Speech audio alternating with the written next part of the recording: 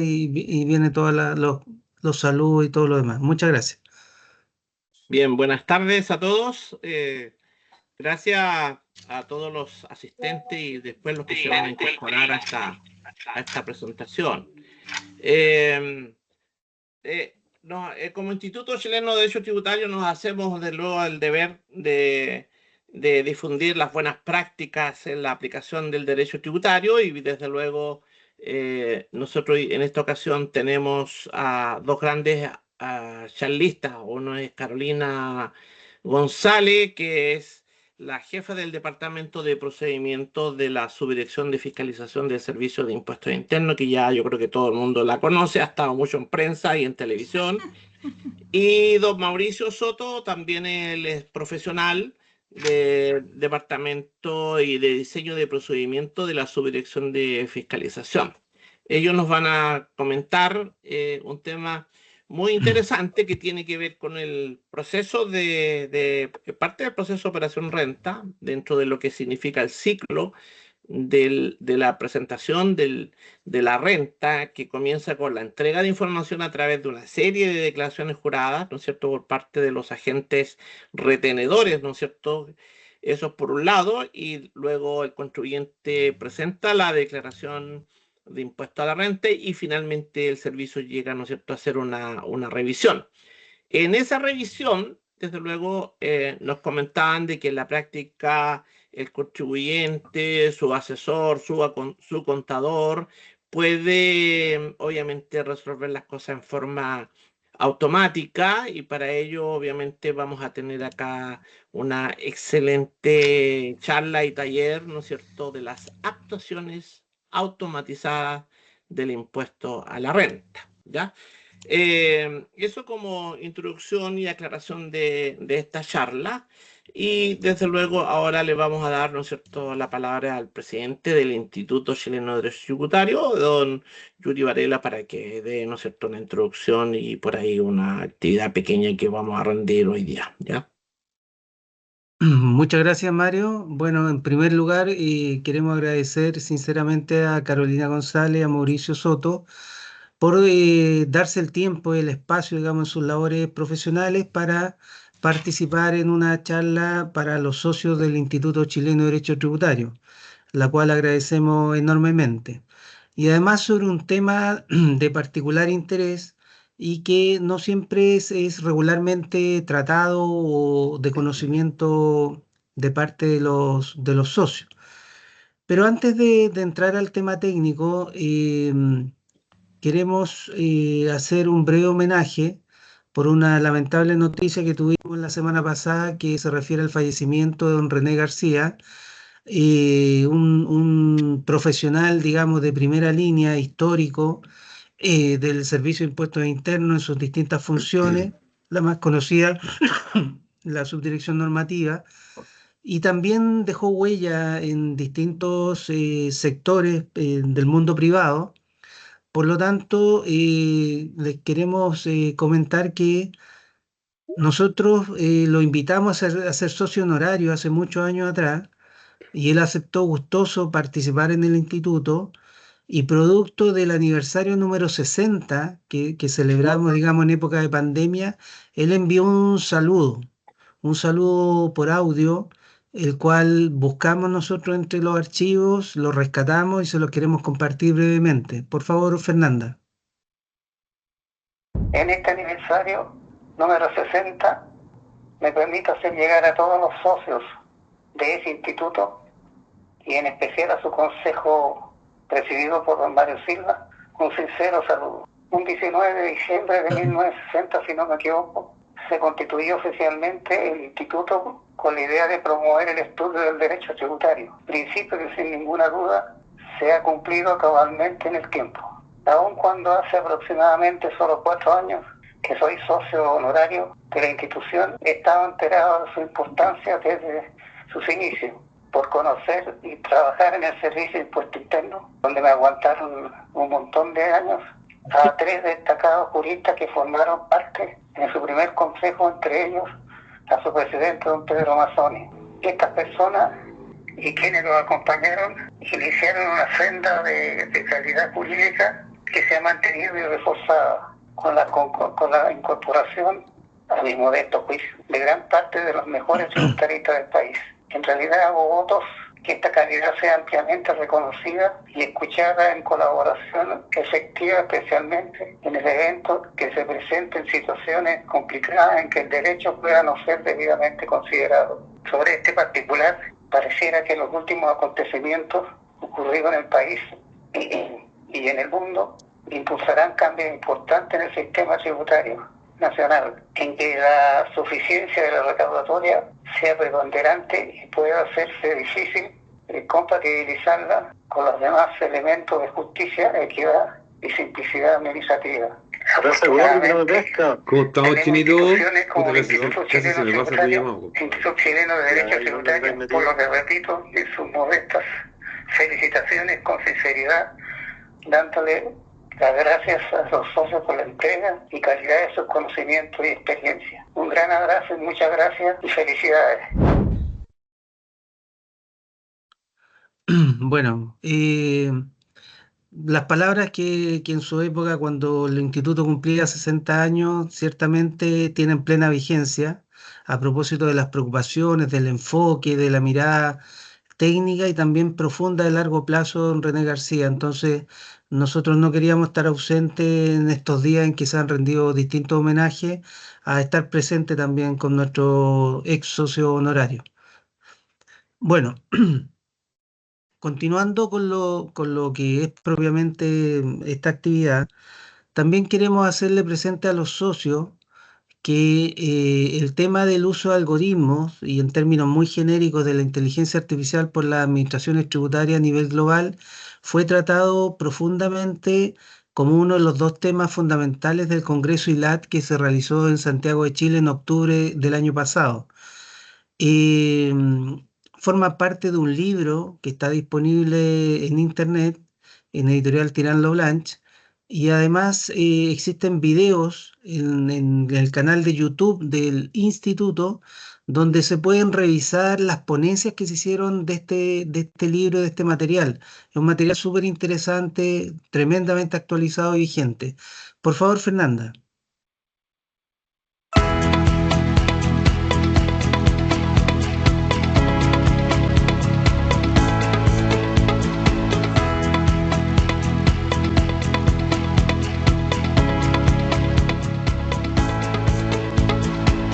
Desde el año 1956 el Instituto Latinoamericano viene creando, recreando lo que llamamos doctrina latinoamericana del derecho tributario y estas jornadas han mantenido en alto esa tradición porque han sido magníficamente organizadas por la Asociación Chilena de Derecho Tributario y bueno, estamos todos muy contentos y felices de poder compartir nuestras experiencias con los colegas de toda América Latina.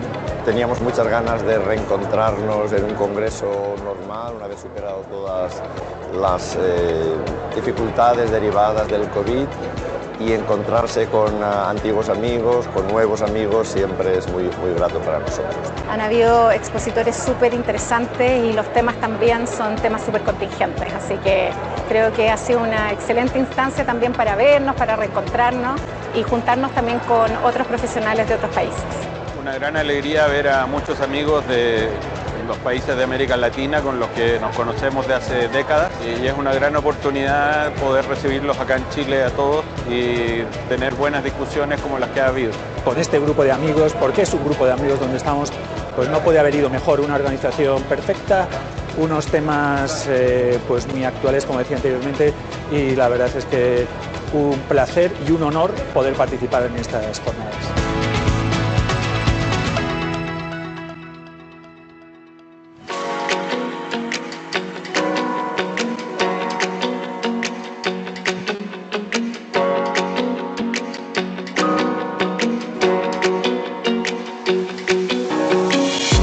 Importante que vengan los especialistas de toda América, incluso algunos profesores europeos, a intercambiar ideas, porque el tema tributario es un tema que está en constante evolución. Hay temas internacionales de tributación internacional, de elusión, de inteligencia artificial. que obviamente nos ayuda mucho el poder saber lo que están haciendo otros países en el mundo. Hemos hablado de normas y principios y de reglas, y entonces se ha notado que había posiciones distintas, así como creo que un punto importante que surgió de la presentación ha sido que no todos los principios constitucionales son fundamentales, pero que los principios fundamentales son constitucionales. Creo que esto es lo que he aprendido de esta primera sesión. Estuve en todas las jornadas y en todas se vio una muy buena integración. Nos permite también mantenernos actualizados en todos los temas que fueron elegidos muy apropiadamente, porque tienen que ver con los intereses que tenemos en la región. Hemos tenido oportunidad de conocer este país tan lindo, de conocer a su gente, de compartir con tantas personas de diversos países y toda la experiencia ha sido maravillosa.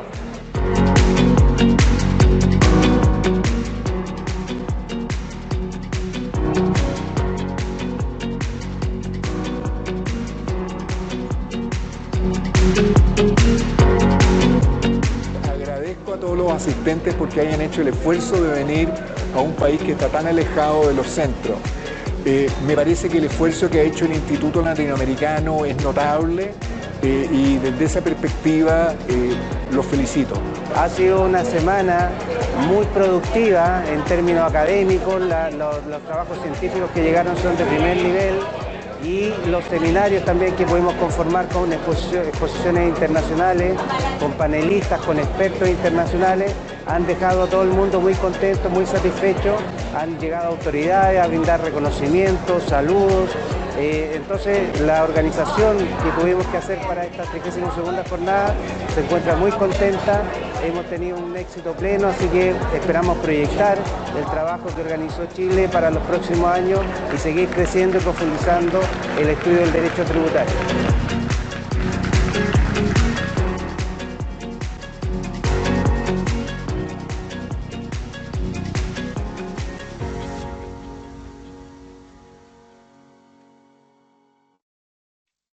Muchas gracias, Fernanda. Solo para terminar, comentarle a los socios que el próximo año las jornadas del ILAT van a ser en Brasil, donde están todos cordialmente invitados a participar y los invitamos además a revisar el material que quedó de las jornadas que hicieron en Chile. Muchas gracias. Mario. Muy bien, gracias Yuri por tu intervención. La verdad es que al ver ambos videos nos rememora muchas actividades realmente importantes que hemos tenido durante muchos años.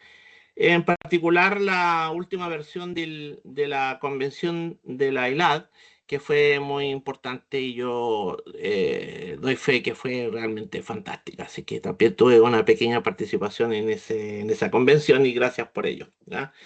Bueno, a lo que nos convoca en esta ocasión, como les señalé, tenemos un tema muy interesante que se refiere a las actuaciones automatizadas del impuesto a la renta, y para ello tenemos dos grandes profesionales del Servicio de Impuestos Internos y les presento entonces a ustedes a Carolina González y a Mauricio Soto. Adelante, Carolina, Mauricio, no sé quién va a presentar hoy. Carolina, voy a compartir. Sí, gracias Mario, gracias Yuri por la invitación. ¿Cierto? Gracias a todos los asistentes que se encuentran hoy y a los que posteriormente quizás van a revisar la charla. Para nosotros como cierta institución, representando en este caso el Servicio de Impuestos Internos, nos parece muy relevante, y ese es el encargo de nuestra directora, el mostrarles también un procedimiento que tiene por supuesto impacto en... Acá le puse 99, pero estoy viendo acá. Me sacaron de compartir, Marcela, me parece que... Vuelvo a compartir. Ella, con él. Ahí tienen... Ahí sí.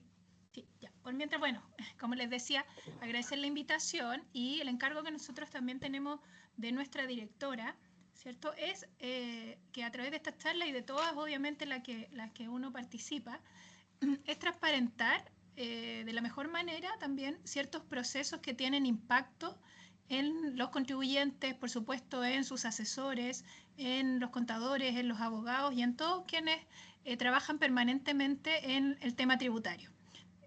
Por lo tanto, este proceso que nos invitan a conversar, que para el mundo externo, ¿cierto?, fuera del servicio, se puede denominar como aquellas actuaciones en base a algoritmos, en su oportunidad se denominaron actuaciones centralizadas, y que nosotros como servicio les denominamos proceso de actuación automatizada. De eso es lo que hoy día queremos conversar. ¿Ya? Usted, Mario ya me presentó, me conocen, trabajo en la subdirección de fiscalización del servicio. Mauricio Soto trabaja en el departamento también de diseño y procedimiento de la subdirección. Y en el departamento precisamente tenemos a cargo desarrollar este proceso de actuaciones automatizadas. ¿Ya? Así que estamos nosotros, ¿cierto?, de primera fuente un poco contándoles en qué consiste este proceso, en lo que vamos a ver, solo un poco de contexto. Le tratamos de dar a la presentación una mirada más bien práctica, que ustedes la puedan entender cómo empieza este proceso de declaraciones de renta y cómo puede terminar en una actuación automatizada, también para entenderlo. Obviamente después nos pueden hacer unas preguntas si nos da el tiempo. Y dicho eso, Mauricio, si quiere avanzar. Bueno, el temario de lo que vamos a ver hoy día, grandes rasgos, una introducción. Después nos vamos a centrar en la presentación del formulario 22, un poco para que ustedes entiendan cómo de la presentación de este formulario y del cruce de la información que recoge podemos terminar en estas actuaciones automatizadas. Y también les queremos comentar cómo podemos, ojalá no llegar a esta actuación automatizada, ¿cierto? Cómo el contribuyente y sus asesores pueden trabajar en eso y apoyar esa labor. Y también queremos terminar con un par de ejemplos de observaciones que dan origen a este tipo de actuación. Ya algo así muy práctico que Mauricio les va a contar finalmente. ¿Y por qué queremos también darle esta mirada práctica? Porque este proceso empieza siendo parte de la declaración y del proceso de operación renta, pero puede terminar en un tribunal tributario aduanero. Vi por ahí que está Marcelo, ¿cierto? Lo aprovecho a saludar, pero previamente puede también impactar en las RAF o RAF, ¿cierto? Es una petición de reconsideración administrativa, por lo tanto en los departamentos, los DEPAT que todos conocemos, ¿cierto?, dentro del servicio. Por lo tanto tiene bastante impacto el proceso en general. ¿Ya? Así que por eso le queremos dar una mirada más del proceso, que ustedes lo puedan conocer, porque creemos que muchas veces quizás no es tan conocido para los contribuyentes y para sus asesores. Dale, Mauricio. Bueno, tal como comentaba Yuri, ¿cierto?, y Mario, en el congreso que mostraron tan bonito el video, se conversó bastante del tema de inteligencia artificial en las administraciones tributarias. Entonces quiero partir diciendo, ¿cierto?, que nosotros en este proceso no lo declaramos como de un proceso efectuado a través de la inteligencia artificial, ¿ya? Sin perjuicio que eso lo podemos conversar, pueden haber opiniones en contrario, ¿cierto? Pero sí quiero aclarar que nosotros como administración tributaria, el Servicio de Impuestos Internos, y así lo ha declarado en sus planes de gestión de cumplimiento tributario, tiene un uso intensivo de análisis de datos, ¿ya? Eso es bien relevante. El servicio, obviamente, que por toda la información que recoge permanentemente, no solo en el proceso de operación renta, pero de manera muy intensiva en el proceso de operación renta, ¿cierto? Ocupa distintas formas de analizar datos de manera intensiva, que algunas hoy día sí estamos utilizando inteligencia artificial en algunos conceptos, o estamos probando cómo ocupar esta inteligencia artificial, ¿cierto? Y eso es muy relevante porque es muy útil para la administración tributaria. Lo deben haber conversado en su oportunidad en todos los plenarios, pero la administración tributaria posee información que recoge de distintas fuentes. Fuentes algunas muy estructuradas, como vamos a ver, son todas las declaraciones juradas que se reciben de la renta, ¿cierto? Porque ahí el servicio le da una estructura para que el contribuyente presente cierta información. Por lo tanto, para nosotros es de un uso más fácil, podríamos decir, esa información estructurada, pero la administración tributaria también recibe información semiestructurada o también usa información que hoy día no se encuentra estructurada. Hemos declarado como institución que estamos revisando, por ejemplo, a los influencers. esa es una información que es desestructurada, se encuentra, ¿cierto?, en las distintas páginas públicas incluso, Google, Instagram, Facebook, ¿cierto? Entonces, toda administración tributaria tiene que trabajar con muchas fuentes de información. Y por supuesto que en ese contexto, la inteligencia artificial, el análisis intensivo de datos, ¿cierto?, Machine Learning, Big Data u otro, obviamente que ayudan para las funciones de cualquier administración tributaria que tiene recursos también, recursos humanos, ¿cierto?, por supuesto que limitados, ¿ya? Entonces, a través de este volumen de datos que recibimos, también se ha ido trabajando en la creación de algoritmos, ¿ya? Y ahí viene todo lo que les vamos a conversar hoy día. Pero hoy día este proceso siempre requiere de un funcionario que esté trabajando en esta información. Por ejemplo, lo tenemos acá, Mauricio trabaja permanentemente en este proceso y nosotros tenemos funcionarios que se encuentran trabajando en la creación de las validaciones, en la creación de las observaciones de renta. Todo eso hay, ¿cierto?, una persona que está pensando en cómo determinar esta diferencia. Pero por supuesto que tiene elementos automatizados, ¿ya? Entonces, solo destacar que como institución las distintas operaciones renta reciben mucha información.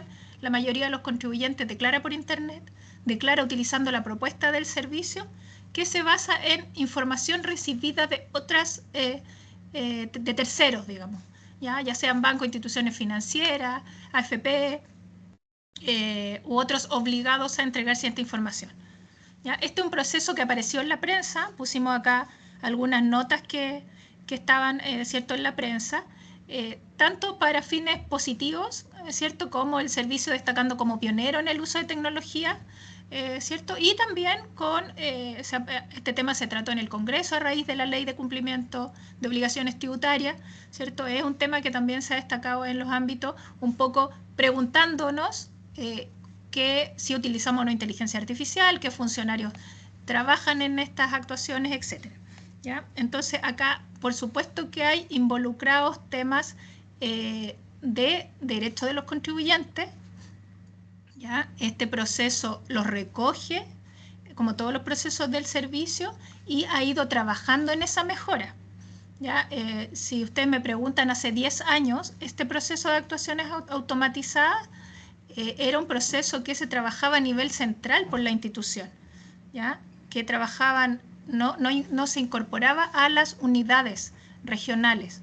Hoy día es un proceso que incorpora a las unidades, que es firmada la actuación, y eso lo vamos a ver por los directores regionales. Cada una de estas actuaciones en la cual finaliza este proceso es firmada por los directores regionales correspondientes, ¿ya? Entonces, eso obviamente son procesos que se han ido mejorando en el tiempo, tanto en la legalidad como en la transparencia. Y fruto también de esta transparencia es que hoy día nosotros les vamos a contar de forma súper transparente cómo funciona el proceso y cómo se termina. Dale, Mauricio. Ya. Aspectos bien generales. Este proceso, y vamos a ver bien el detalle, que se inicia con la declaración de renta, no basta que exista la obligación de declarar la renta, sino que requiere que el servicio recoja o capte información de terceros.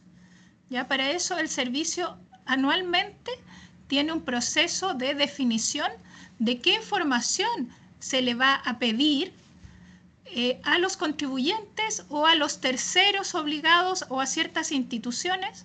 Es un proceso anual, ¿ya? Que se define en base a una obligación, ¿cierto?, que está establecida en el Código Tributario, que es bastante general, una facultad que tiene el servicio, que es bien general, que está establecida en el Código Tributario, específicamente hoy día en el artículo 33 bis, que permite al servicio pedir información, ¿ya?, a los distintos entes, instituciones, obligados, terceros o a los propios contribuyentes.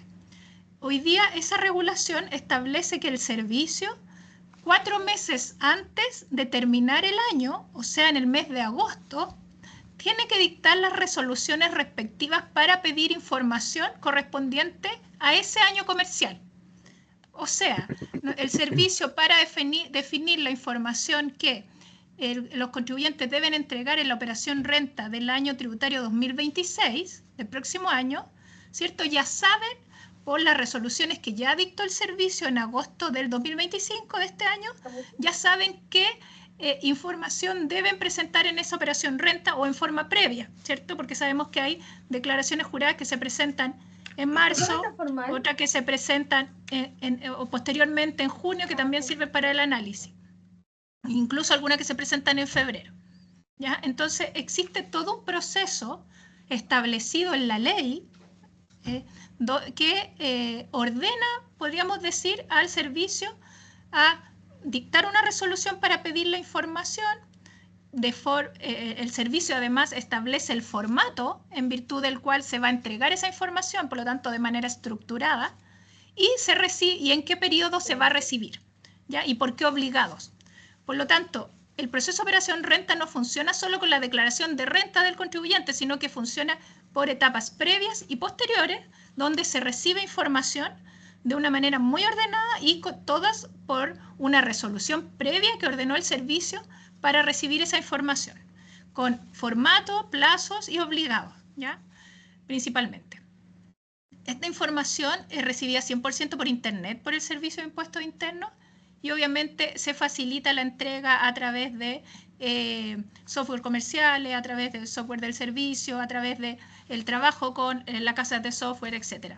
En información, ya lo dije, que se pide de manera estructurada y que su uso automatizado y con uso de algoritmos o validaciones, ¿cierto?, permite ciertas validaciones automáticas de esta información, ¿ya? Y permite también que el formulario en sí, ¿cierto?, sea objeto de validaciones que finalmente buscan que el contribuyente declare sin errores, ¿ya? Y eso todos lo conocemos, que en los procesos de declaración renta existen estas validaciones para que el contribuyente declare sin errores. Ahí un poco contarles, novedad, porque este año hubo bastante, por lo menos, no sé si hartos comentarios en relación a ciertas validaciones, ciertos que no dejaban que el contribuyente declarara finalmente su renta. Ya para el próximo año el servicio está modificando las declaraciones y no obstante se le va a avisar al contribuyente que si presenta la declaración, ¿cierto?, con el llenado de ese código, ese monto, puede existir un error. Si el contribuyente insiste o el asesor, se va a poder presentar esa declaración.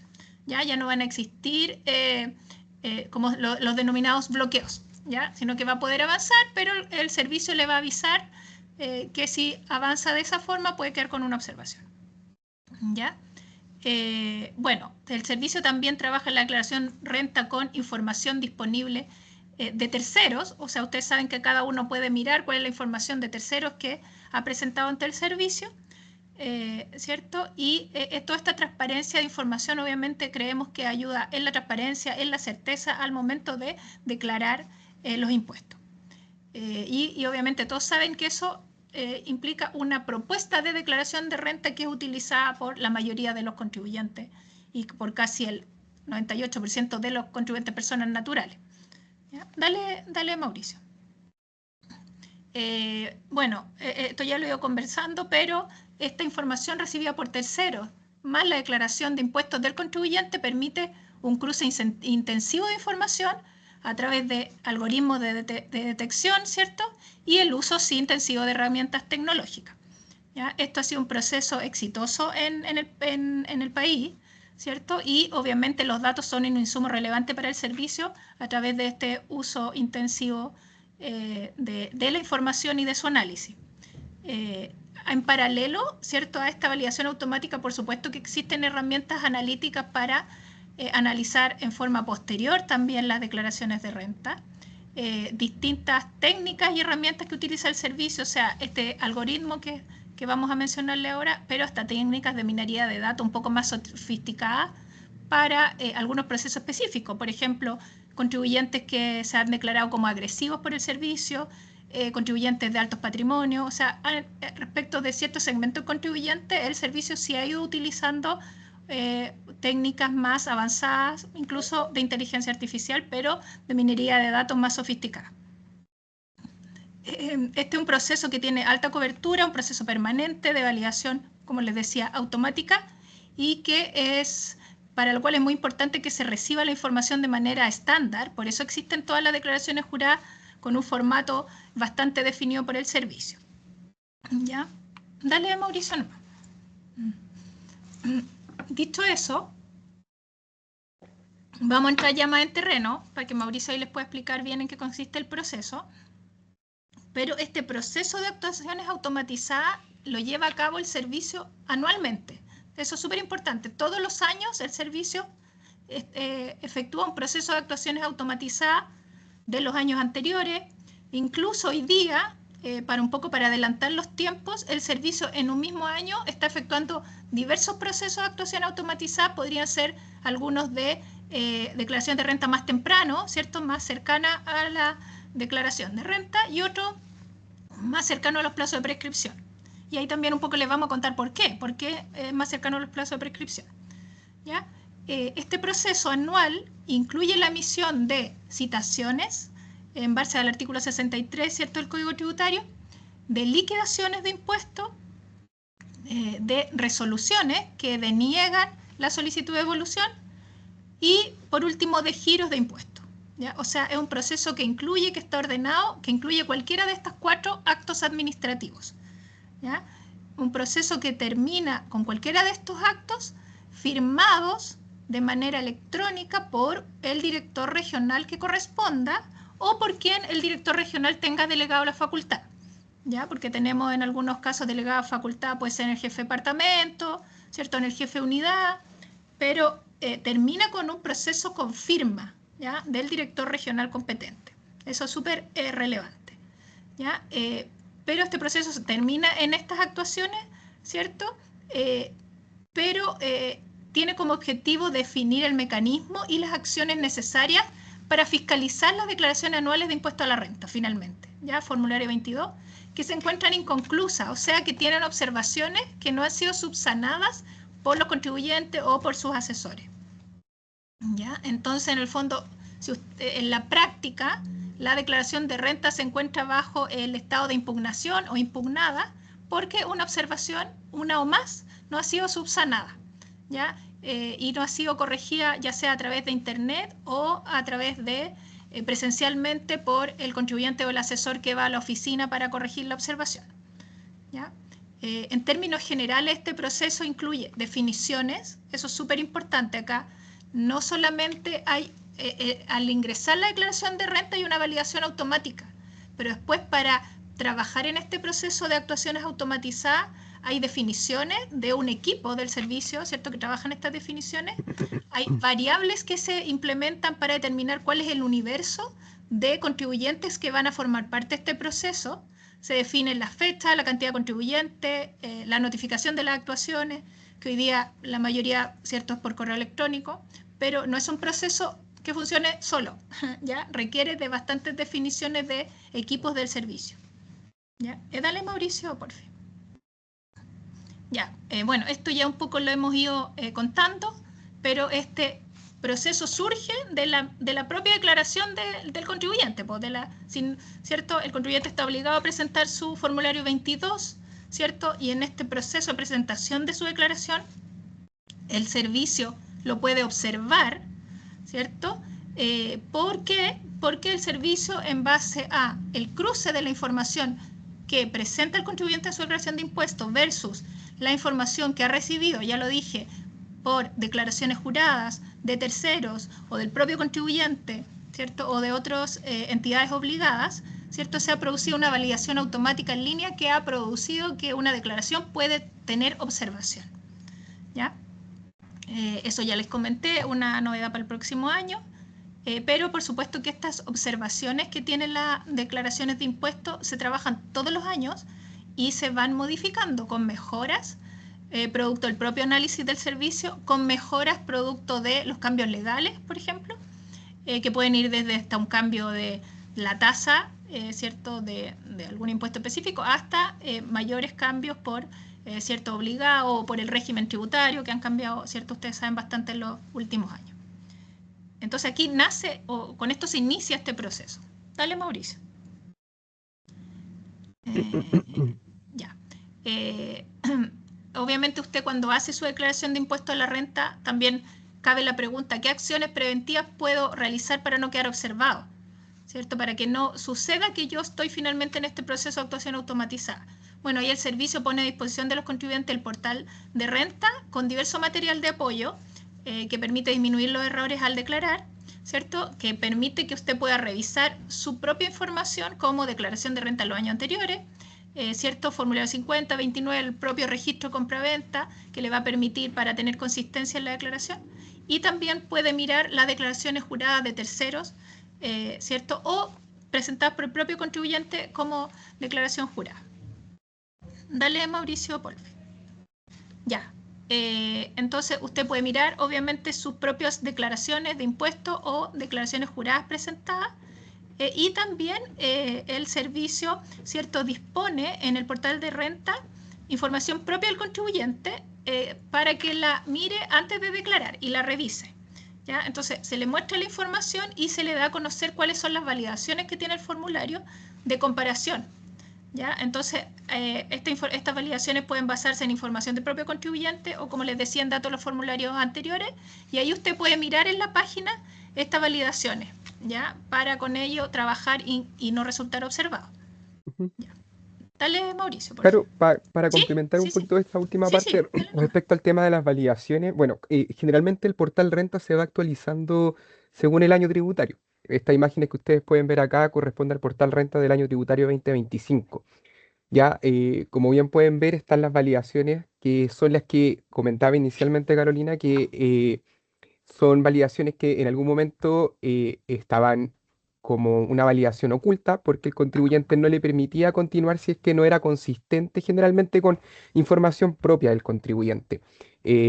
Saldos de arrastre del formulario 22 del año anterior, eh, remanente o créditos declarados en los formularios 29 y los formularios 50. Y en el portal renta se trató de implementar una guía de ayuda donde se indicaba la fuente de información precisa a la cual se aplicaba esa validación.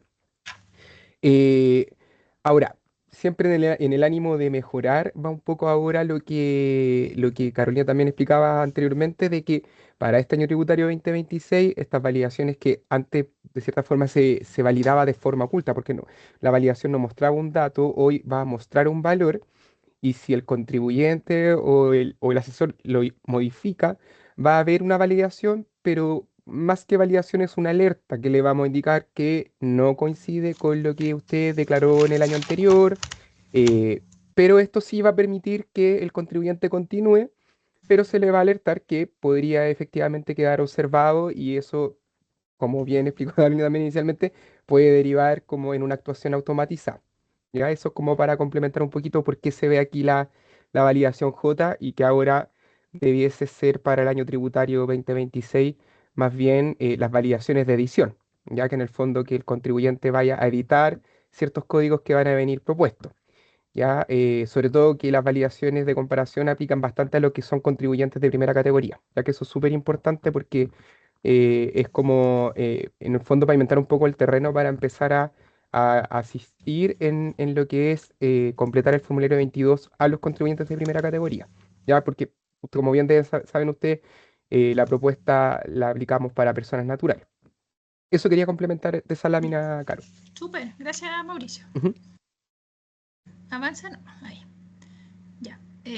Bueno, obviamente también como acciones preventivas, y un poco repetir lo mismo que ya dijimos, ustedes pueden encontrar en el portal de renta, ¿cierto? También una sección evita problemas con tus declaraciones juradas.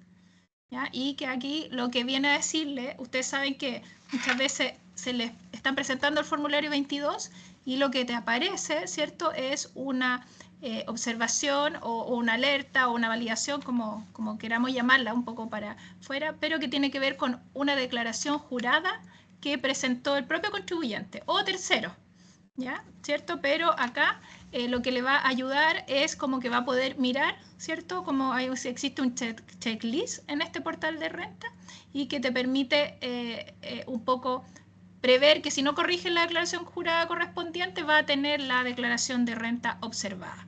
Y ahí hay varias declaraciones juradas que impactan en la renta. La declaración jurada de sueldos, de honorarios, de renta presunta, etcétera. Ahí Mauricio, no sé si quieres complementar con un poquito de eso.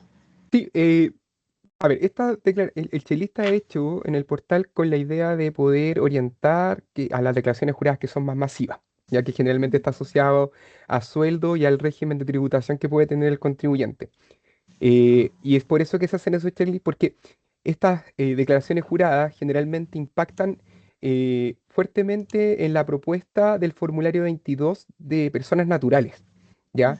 O sea, sin quitarle importancia, evidentemente, que la declaración de sueldos, de honorarios también acreditan un gasto propio del contribuyente que declara, pero también va contenido rentas que son de los informados, ya de los que vienen informados en esa declaración jurada. Por eso es importante hacer, y coincidentemente, si vamos a ver quizás un ranking de las observaciones, muchas de las declaraciones que se encuentran observadas es porque hay ciertos datos inconsistentes, incluso que tienen que ver un poco con la cuadratura de lo que se está informando, asociada, por ejemplo, a créditos por impuesto de primera categoría, que no son consistentes quizás con la base que se está informando como distribución de utilidad, y así sucesivamente. Entonces, estos checks están justamente enfocados en que esos errores que a veces son más de forma que de fondo, no ocurran, para evitar que de los contribuyentes que a lo mejor estamos utilizando esta información no vayan a quedar posterior a todo el cruce de información observado por una posible rectificatoria de estas declaraciones juradas. Por eso quisimos recalcar un poco la importancia de revisar estos checklists al momento de presentar las declaraciones juradas, más que nada con el ánimo de evitar que la renta quede observada. Eso para complementar. Gracias, Mauricio. Ujú. Ya. Bueno, ¿qué otras acciones preventivas puedo realizar? Acá, en el fondo, nosotros lo que le estamos mostrando un poco, ustedes como asesores o el contribuyente, o obviamente, si ustedes no son los que hacen la declaración, sino que cierto otro asesor, el contador, también plantearles que existen todas estas herramientas que van a permitir no quedar observados. Obviamente sabemos que después con la observación, y Mauricio ahí también lo va a contar, ya es otro el camino, ¿cierto? El camino es ir a corregir la observación, pero acá esto es para no quedar observado. ¿Ya? Entonces, también contarles que en el año tributario 2025 el servicio desarrolló una sección dirigida a los contribuyentes de primera categoría, ¿ya? Donde en un solo lugar, o sea, se trabajó, ¿cierto?, para unificar toda esta información. Puede encontrar la información de sus ingresos, egresos, deducciones y de los saldos de arrastre de estos contribuyentes. ¿Ya? ¿Y qué es lo que permite? Obviamente nos permite que puedan mirar su información y puedan corregir posibles errores antes de presentar la declaración de renta. ¿Ya? Esta información que se está disponibilizada ahí, ¿cierto? Información para su declaración, está ahí súper clarita, se basa en la información de los propios registros del contribuyente o en la información de las declaraciones juradas de terceros que ya dijimos cómo la ordenaba el servicio. ¿Ya? Para esto hay que tener tiempo, obviamente que tiene que durante todo el proceso de operación renta ir a mirar esta información en forma previa a la declaración. Ya, dale, Mauricio.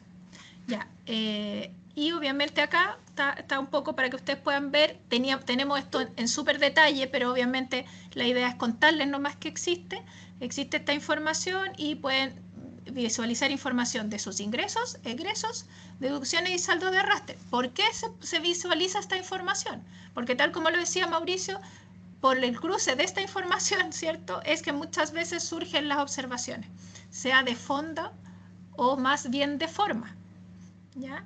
Entonces es bien importante tener a la vista esta información antes de declarar. ¿Ya? Sí, ahí para complementar también un poco, Caro, y también con el ánimo de contarle algunas novedades, esta información que es para empresa, la idea es que como implementación para el año tributario 2025 se podía ver el año tributario 25 y dentro de la misma plana uno podía ver los saldos declarados en el año tributario 2024. Para este año la implementación va a ser hasta 3 años tributarios, justamente para poder potenciar la utilización de esta herramienta incluso en una revisión o en una respuesta a citación. ¿Ya? Porque alguna de las observaciones que ustedes pueden enfrentar a tener una citación a veces obedece a mal arrastre de saldo o a considerar, digamos, gastos por, no sé, arriendo, remuneraciones que no cuadran con lo que viene informado en declaraciones juradas. Entonces, la idea de esto es que el contribuyente pueda de una manera más amigable visualizar en una sola sección por qué podrías tener, digamos, el gasto según el servicio de impuesto interno distinto a lo que él declaró.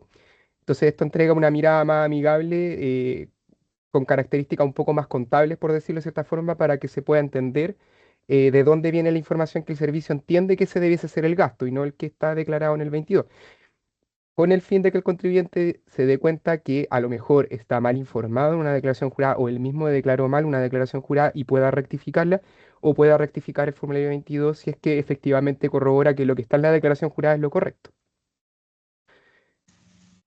Bueno, ahora continúo yo. Sí, dale nomás, sí, yo ahí Sí, te voy complementando. sí. Bueno, me presento un poco, primero que todo, para comentarles a qué me dedico. Yo llegué acá a la Dirección Nacional hace 4 años y trabajé en la Dirección Santiago Oriente 10 años, sobre todo en los procesos de atención de masivo IVA y renta, ¿ya? Más que nada para comentarles para que vean que hay, digamos, una expertise detrás de este proceso para poder llevarlo bien. Si bien es cierto, no es inteligencia artificial, y quiero recalcar todo eso porque aquí en este proceso trabaja un fiscalizador, que en este caso soy yo, trabaja un abogado, que es el equipo jurídico que nos apoya respecto a los fundamentos legales que va en las distintas actuaciones. Trabaja alguien de sistema, un profesional de sistema, para que en definitiva se pueda hacer de buena manera la extracción de datos con las que trabajamos. Y también un informático que finalmente el que programa y, bueno, él programa lo que le decimos, no, en realidad no tiene un manejo tanto tributario, pero en el fondo es un equipo completo que está detrás de este proceso, ¿ya? Eh, entonces, para contarle un poquito el tema acá, el estado de la renta, ya esto es cuando el contribuyente ya presentó su formulario 22, eh, esta presentación se cruza con la información que tiene el contribuyente o la de tercero. Ya es súper importante eso tenerlo claro porque hay muchas observaciones que es información propia del contribuyente. No hay un tercero de por medio, sino que es una información que se cruza al 22 que se presenta, con 22 de años anteriores, con formularios 29 del año comercial, formularios 50, y por lo tanto depende solamente del contribuyente regularizar esa inconsistencia, no de un tercero. El proceso de operación renta, bueno, parte con la presentación de las declaraciones juradas propias o las declaraciones juradas de terceros. Generalmente son entre marzo y abril. En abril se hace la presentación del formulario 22, eh, las que son con pago, y hasta el 9 las que son con devolución. Y en mayo y junio es el cruce de información para indicar el estado que va a mantener este formulario 22 o la renta que fue presentada. Eh, el estado de renta puede ser consultado en la página del Servicio de Impuesto Interno, en la consulta de seguimiento, en la consulta de estado de declaración, y ahí evidentemente como para cualquier trámite le va a pedir que se autentifique, ¿ya? Cuando se autentifiquen van a poder encontrar que su declaración de renta puede estar en un estado de no observada y que por lo tanto probablemente en el caso de que hayan solicitado una devolución, esto no va a estar retenido o no existe ninguna diferencia de impuesto o error de forma, ¿ya? Ese es como el escenario ideal, ¿ya? Y es lo que le comentábamos un poco anteriormente, todo lo preventivo, la idea es que justamente las rentas queden en ese estado, de no observada, o por lo menos no observada por temas de formas, ¿ya? Bueno, ustedes bien deben saber, y el servicio también ha sido súper transparente, que en su modelo de fiscalización o de gestión de cumplimiento tributario evalúa riesgos que puede tener el contribuyente, por tanto también hay observaciones que son, digamos, ligadas a esa clasificación, pero lo que nos interesa con todo lo preventivo es que el contribuyente no quede por temas de forma observado. Y el estado que puede tener también la declaración es observada, que es donde el contribuyente, si solicitó un saldo a devolver, le va a quedar el monto retenido de forma total o parcial, según la diferencia que pueda determinar la observación de renta. Y aquí es donde nos tenemos que preocupar porque si existen diferencias de impuesto o de errores de forma, aquí es donde existe el riesgo que el impuesto interno en definitiva pueda hacer una actuación automatizada de una resolución denegatoria o de una citación y posterior liquidación de impuestos, ¿ya? Entonces, es importante tomar la atención al estado de la renta observada para evitar estas actuaciones. ¿qué es lo que podemos hacer en este caso? Si vemos que la renta quedó observada, ¿ya? Hay dos canales para poder corregir las observaciones, que el primero es a través del sitio web, que es rectificando el código que pudiese encontrarse observado, y en el caso de que por distintos motivos de riesgo o del tipo de observación, Internet no les permita rectificar, lo que se incentiva al contribuyente es que se acerque a la unidad para que pueda ser orientado o pueda justificar la observación y que el funcionario ingrese el evento en el renta en línea como que el año tributario no se encontraría observado o se encuentra justificado por el contribuyente. Cuando ustedes van a entrar a consultar el estado de la renta, se van a enfrentar a ver que le va a indicar que las rentas tienen inconsistencia, ¿ya? Y a través del mismo sitio donde consultan el estado, pueden ver las observaciones que el contribuyente puede tener y por las cuales digamos que tiene ese estado de impugnación. Ahí mismo, en esta consulta de estado, pueden ingresar a las ayudas para corregir las observaciones. Ahora, para este año tributario 2025 se trabajó en un nuevo portal. Ya se implementó porque la idea es poder incentivar al contribuyente o más bien entregarle todas las herramientas para que él pueda rectificar por internet y no tenga que ir a la oficina. Entonces, en ese ánimo y el servicio, en ese enfoque, ha tratado de transparentar incluso los algoritmos de las observaciones, ¿ya? Algo poco común porque, o sea, los que llevamos harto tiempo trabajando en esto sabemos que los algoritmos generalmente cuesta que se transparenten, pero ahora nos interesa que el contribuyente en definitiva, como les comentaba, corrija los errores de forma y que muchas veces tienen que ver con que no está consistente con alguna declaración jurada. Entonces, hemos tratado en ese aspecto de poder en este portal agilizar las correcciones para que el contribuyente pueda hacerlo por internet y en el fondo que también se pueda revisar los contenidos que tienen que ver con el algoritmo, como lo expliqué recién, o con las explicaciones de cómo resolver la observación en el caso que tengan que acercarse a la oficina a regularizarlo. Es un portal que se está robusteciendo. Se partió con aproximadamente 25 observaciones, 30 observaciones que son las más reiteradas, las que tienen mayor cantidad de observados.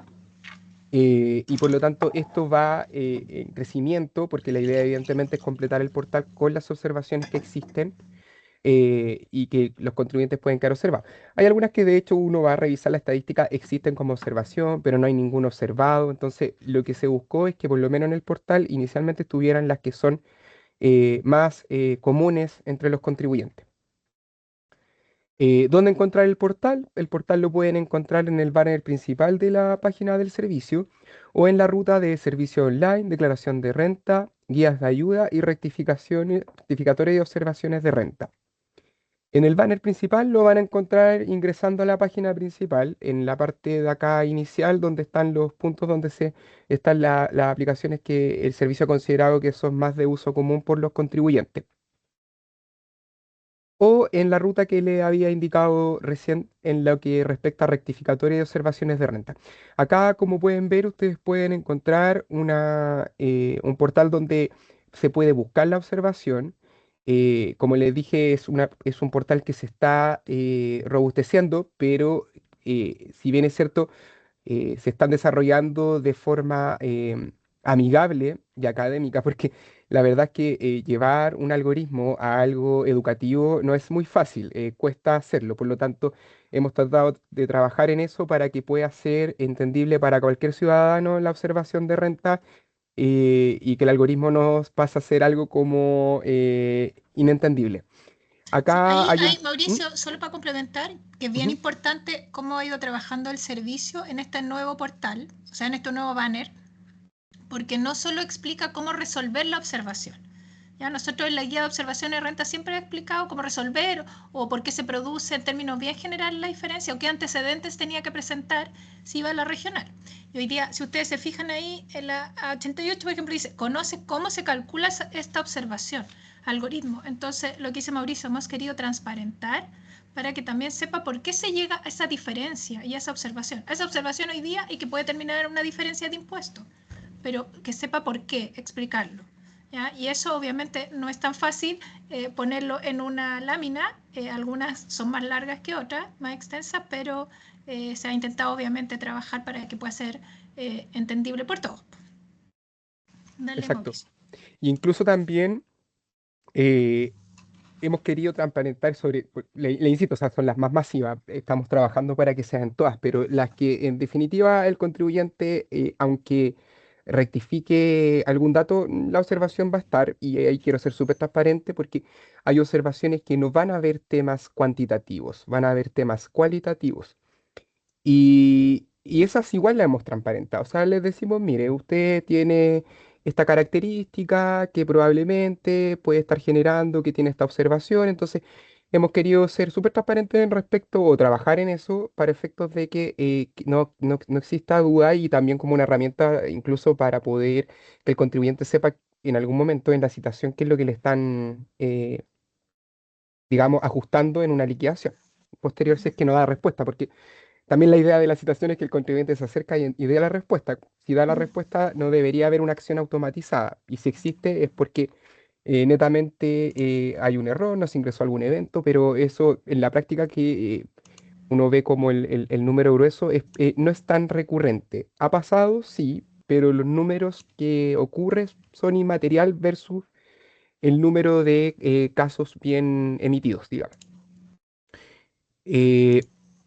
Bueno, como team, más que nada, lo invito a ocupar esta herramienta que hemos estado trabajando harto. La idea es poder revisarla antes de los vencimientos del 22 para poder anticiparse, usar los algoritmos, o sea, del CIP como base de validación interna, apoyarse en los portales y informar a los clientes respecto a cómo se puede corregir la observación o la inconsistencia que existe. ¿Ya? Eh, bueno, aquí ya nos vamos netamente a tierra derecha en lo que es las acciones automatizadas, ¿ya? Este es un proceso, como bien explicaba Carolina inicialmente, que se hace ya cuando el contribuyente no ha regularizado la impugnación de su renta, está dentro de digamos, de las actuaciones que el servicio debe realizar cercano a los periodos de prescripción, aunque no hemos adelantado en algunas ocasiones, pero es un número muy acotado de contribuyentes y bajo ciertas características se han emitido algunas resoluciones, pero la regla general, y me atrevería a decir que casi el 80% de las acciones automatizadas que se realizan se hacen cercano a la fecha de prescripción. Esto quiere decir que el contribuyente, habiendo declarado su renta en el año tributario X, 2023. pongámosle 2023, llevémoslo lo quise hacer más general porque en el fondo se repite año a año, como dijiste tú, Caro, pero llevémoslo al ejemplo concreto del año tributario 2023. El contribuyente cuando presenta su renta año 2023 tiene 2 años generalmente para poder regularizar, digamos, la impugnación y ya acercándose al año tributario 26, perdón, probablemente se va a emitir alguna actuación para poder, como servicio al contribuyente, darle como una actuación final o una actuación previa a la final para poder, digamos, cerrar esa impugnación, ¿ya? Y por eso quisimos, en la introducción que dimos, que es súper importante porque que ocupen los portales, que el contribuyente vaya a regularizar la observación, porque nosotros como servicio no queremos llegar a esto en definitiva, queremos llegar que los contribuyentes puedan solucionar en este plazo de 3 años las observaciones que tengan, ¿ya? Disculpa, Mauricio, te voy a complementar. Este proceso es bien importante entender que partimos por un contribuyente que hizo una declaración de impuestos, ¿cierto? Que quedó observada y que después no rectificó por internet, no concurrió a la oficina, no hizo ninguna gestión adicional respecto de su declaración. ¿Ya? Entonces, como servicio, tenemos, también lo comentó Mauricio, como algunas observaciones o algunos criterios que pueden ser de riesgo dentro del modelo de gestión de cumplimiento tributario que incorpora el servicio, y otras observaciones o diferencias que son más bien certeras. ¿Ya? Entonces, dentro de este mundo, que nosotros podríamos decir de diferencias más certeras, observaciones más certeras, en el fondo el servicio se encuentra con una declaración de renta observada y con una diferencia de impuestos que produce esa observación. Esa observación nos produce una diferencia de impuestos. Por lo tanto, el servicio tiene que tomar una decisión y dice, es un contribuyente que no ha corregido su declaración por internet, tampoco ha concurrido a la oficina, ¿cierto? Por lo tanto, ¿qué hago con esta diferencia de impuesto que es más bien certera? Que si yo hago los cálculos, ¿cierto? Puedo llegar a una liquidación de impuestos y a determinar una diferencia de impuestos. Por lo tanto, ahí lo que hace el servicio es, va a contarlo Mauricio, practicar una citación donde se le dice, esta es la observación que usted tiene, y se le insta, obviamente, en los términos que establece el código, a que aclare su observación, ¿cierto? Que la rectifique, ¿cierto? O que, bueno, en respuesta a la citación también la confirme, que obviamente la ley le permite esas distintas actuaciones, pero que se emite una citación validada, emitida por un director regional, la cual se notifica, lo va a contar ahí Mauricio, y que puede dar respuesta a la citación o pedir prórroga. Si eso no pasa, si el contribuyente no responde a esa citación de impuesto, que es una facultad, ¿cierto?, legal que establece la ley, ahí avanza este proceso automatizado hasta ir en una liquidación. Pero, y lo va a explicar Mauricio, si el contribuyente responde a esa citación, se sale de este mundo automatizado, ¿ya? Y obviamente esa respuesta a la citación se le asigna un fiscalizador en la unidad y se revisan los antecedentes que presenta el contribuyente y puede que no termine en liquidación, ¿cierto? O que la liquidación sea en parte, depende de la observación que tuviera el contribuyente o lo que aclara en esa instancia de respuesta. ¿Ya? Entonces, eso es bien importante. Acá estamos en un universo de contribuyentes que no han aclarado su observación, que no han rectificado por internet, que no han comparecido a la oficina y después que no responden a una citación. Y de ahí viene la liquidación. ¿Ya? Ahí, disculpa Mauricio, sigue tú para... No, gracias, Caro. Y ahí es súper importante, complementando también un poco eso, que como bien dijo Carolina, en definitiva, si el contribuyente, por ejemplo, voy a dar un ejemplo práctico, da respuesta a la citación, da una respuesta parcial quizás, o hay algunas partidas que sí el contribuyente justifica y otras no, esto sale de lo que es una actuación automatizada. Eso es súper importante indicarlo, porque cuando ya el contribuyente se acerca a dar respuesta, ya esto el fiscalizador tiene que, en el fondo, descartar este caso para efectos de que sea como una liquidación automatizada. Esto ya tiene que ser una liquidación emitida desde la dirección regional. Ya que, bueno, estas todas son emitidas desde la dirección regional por el tema de la firma, pero me refiero que tiene que, para que se entienda más operativamente, esta liquidación tiene que ser escrita por un fiscalizador, no por los algoritmos que pueda definir yo para efectos de que se pueda ir construyendo una carta tipo. ¿Ya? Eso es súper importante porque la carta tipo de liquidación automatizada es simple, o sea, va a buscar las diferencias que existen en una observación de renta, se hace cargo de cierta información de tercero que podría, y de la información propia del 22 del contribuyente, que es fundamental para determinar una diferencia de impuesto, pero todo con lo que hay información y digamos, sin el escrito singular de un fiscalizador que podría, por ejemplo, indicar en la liquidación, el contribuyente aportó balance del año tanto, pero no aportó esto, lo otro, que en general es lo que siempre en reuniones le decimos a los fiscalizadores que es muy importante porque es lo que en definitiva después, ante algún recurso, es como es como en el fondo poder indicarle al contribuyente qué es lo que fue lo que le faltó, ¿ya? Para poder, digamos, poder justificar la observación de renta, ¿ya? Por Entonces eso acá tiene que salir. tenemos un contribuyente, disculpa Mauricio, que no compareció en respuesta a la citación. Por ejemplo, en la liquidación es un contribuyente que no respondió a la citación, ¿cierto? No la respondió directamente, o si no, no va a avanzar en este proceso automatizado. Y que antes tampoco rectificó su renta por internet o tampoco concurrió a la oficina. ¿Ya? Eso es un poco como, por eso va avanzando este proceso y el número de contribuyentes que se inicia también va disminuyendo a medida que se avanzan las etapas del proceso. ¿Ya?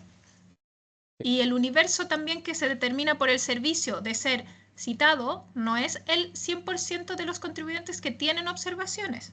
¿Ya? Entonces también es importante lo que decía Mauricio y hablar del modelo de gestión de cumplimiento del servicio, donde el servicio trabaja sobre observaciones de riesgo del contribuyente y ahí obviamente esas terminan en una fiscalización del tipo auditoría en oficina y otras observaciones más certeras de montos no tan altos y que avanzan bajo este proceso de actuaciones automatizadas. Ya, disculpa Mauricio, no te interrumpo más. No, todo lo que quiera, no me interrumpen. Ya. Bueno, acá quisimos un poco mostrarle aproximadamente, no es, digamos, una fecha exacta, pero aproximadamente cuando el impuesto interno en el fondo emite las actuaciones automatizadas, ¿ya? Eh, Primero que todo, en el mes de, por ejemplo, lo voy a hacer como ejemplo el año tributario 2023, ya que está por prescribir. Generalmente en octubre, noviembre y diciembre de este año, del 2025, lo que nosotros ya estamos haciendo es la definición del universo de los contribuyentes, que se va a emitir una resolución denegatoria o una citación automatizada, ¿ya? Este proceso ya está avanzado, este proceso ya está definido en los documentos, están definidas las observaciones que a nuestro entender son certeras y que realmente representan una diferencia de impuestos, cuáles no, cuáles son los contribuyentes que debiésemos estar emitiéndole estas actuaciones. Y por lo tanto, esto ya está en proceso de análisis de las áreas de sistema y de programación por parte de los informáticos. Ya todo lo que tiene que ver con temas de caracterización contable y tributaria, por decirlo más que nada de forma operativa, eso ya está definido. Y por lo tanto ahora ya se está haciendo una definición del el universo que se va a realizar esta acción automatizada. Eh, Nosotros como área tenemos la política y la instrucción, digamos, para efectos de tener estos actos emitidos. Tenemos un límite en el fondo, porque podría ser antes, pero generalmente ocupamos diciembre para efectos, digamos, de que el contribuyente tenga, digamos, fechas posteriores de poder regularizar la situación. Entonces, generalmente hasta diciembre del año se notifican las resoluciones denegatorias, se notifican algunas resoluciones denegatorias del año tributario en curso, son casos muy acotados como les comentaba inicialmente, y la notificación de las citaciones automatizadas, que en este caso serían del año tributario 2023. Para posterior a eso, estar en marzo notificando las liquidaciones automatizadas del año tributario 2023. A veces efectivamente ocurre que hay un tramo de contribuyentes que puede salir en fechas posteriores, pero por regla general esto es lo que se intenta hacer como planificación en tiempo de las actuaciones. Se las dejo acá más que nada porque la idea es que puedan tener una idea más o menos de la oportunidad y poder hacer las acciones correctivas antes de estas actuaciones. Sí, y también hay, disculpa Mauricio, también es importante porque sabemos que es un proceso que por su masividad, ¿cierto? Afecta a distintos actores. Entonces, por ejemplo, va a implicar que los contadores tengan que responder la citación, o los abogados, ¿cierto? Asesores en general. Después puede impactar a los DEPAT, ¿cierto? Los departamentos de procedimiento administrativo de las regionales, porque obviamente la citación, posteriormente viene la liquidación si es que el contribuyente no responde y de la liquidación puede presentar su RAB. Por lo tanto, al ser un proceso masivo, puede impactar también a estos departamentos en todo el país. Y después también puede impactar a los tribunales tributarios y aduaneros, porque obviamente a todos aquellos que en RAB no fueron resueltas al lugar, ¿cierto? El contribuyente ya se mantiene su posibilidad de presentar reclamos ante el Tribunal Tributario y Aduanero. Por lo tanto, hemos intentado como institución ir ordenando los plazos en forma previa a la prescripción, pero como señalábamos, por ser un proceso que es más bien residual, ¿cierto? Que lo que está esperando es que el contribuyente corrija su declaración o que concurra a la oficina, ¿cierto? Se espera también en plazos posteriores y no en instancias tan tempranas. ¿Ya? Así que eso también es importante. Dale, Mauricio. Ya. Bueno, acá la idea también es ver qué pasa si llega una citación. Ya, Bueno, primero que todo, la carta de la citación va a indicar las observaciones de renta, ¿ya? Y además va a indicar que estas observaciones representan una diferencia de impuesto. También en su estructura la carta indica los mecanismos por los cuales el contribuyente puede dar respuesta y también se le indica que la actuación automatizada de citación tiene relacionado un expediente electrónico que se genera de manera automática, por lo tanto, una vez que está notificada, el expediente electrónico ya existe y que a través de ese expediente electrónico es el mecanismo por el cual usted puede dar respuesta, también puede darla en la oficina, cualquiera de los dos métodos son válidos. Y efectivamente también en el uso en el derecho de poder usar, de pedir, perdón, prórroga para dar respuesta a la citación, esta debe solicitarse mediante petición administrativa. En el sistema de petición administrativa, nosotros para hacer y ser un poco más ordenado en este tema, sobre todo la pandemia trajo consigo y todas las instituciones, sean privadas o públicas, se vieron obligados a digitar las actuaciones. Generalmente aquí nosotros lo que hicimos fue, en las peticiones administrativas, crear una materia específica que es para prórroga. ¿Ya? Eso es importante porque antes no existía y ya desde hace unos años existe y es bastante eh, efectiva que exista, o sea, porque, eficiente más bien dicho, porque en el fondo nos permite identificar los contribuyentes que pidieron prórroga. ¿Ya? Es bastante, como dato, ayuda a identificarlo. En la citación, en los puntos 2 y 3, viene indicado en la carta de citación, primero en el punto 1, el expediente electrónico para dar respuesta a la citación, ¿ya? En el punto 2, que aquí quisimos colocar la parte final más que nada de la citación, porque la citación es generalmente previo a la respuesta a la citación. Están las observaciones de renta que le indicaba recién, los fundamentos legales, pero en particular esta sección que es casi al final de la citación es súper importante porque acá le indican cómo deben dar respuesta, cómo pueden pedir la prórroga y se le indica también en el punto 3 qué es lo que sucede en el caso de no subsanar las observaciones que se están indicando en la citación. Y que evidentemente lo que se indica es que si no se da respuesta a la citación, no concurre, no acredita, se va a emitir una liquidación con las diferencias de impuestos que existan. Eh, Respecto al expediente electrónico, el contribuyente al entrar al servicio de impuesto interno, al autentificarse, va a entrar a la sección de expediente electrónico y se va a encontrar con un expediente que va a tener el nombre de citación centralizada y va a hacer referencia al año tributario que se le está citando. En este expediente electrónico va a poder identificar el número del expediente, el nombre del funcionario, se va a poder ver que el origen de este expediente es que se trata de un proceso centralizado y la fecha de creación. Eh, Acá es importante porque si se van a enfrentar a este proceso, se van a dar cuenta que el nombre del funcionario muchas veces está generado al que firmó las citaciones, que como bien explicaba Carolina, la delegación está, la facultad está delegada en los jefes de grupo, en los jefes de fiscalización y ese es el nombre del funcionario que va a aparecer. Cuando se sube los antecedentes, la dirección regional debiesen asignar un funcionario o, en conclusión, usted cuando asista a la unidad debiese preguntar cuál es el funcionario que le va a revisar la respuesta a citación.